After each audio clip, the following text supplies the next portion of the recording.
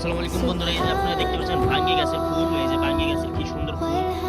এই যে দেখতে পাচ্ছেন আপনারা ভাঙ্গি গাছের ফুল। এই যে ভাঙ্গি বৃষ্টির কারণে ভাঙ্গিগুলো পচে যেতেছে। এই যে বৃষ্টির কারণে সুন্দর ভাঙ্গি ধরছিল, কিন্তু বৃষ্টির কারণে ভাঙ্গিগুলো পচে যেতেছে। এই যে কি সুন্দর ফুল, যে ফুল দেখতে পাচ্ছেন আপনি, কি সুন্দর সুন্দর ফুল আসছিল, কিন্তু ফুল আসলে কি নষ্ট হয়ে যাইতেছে ফুলগুলা।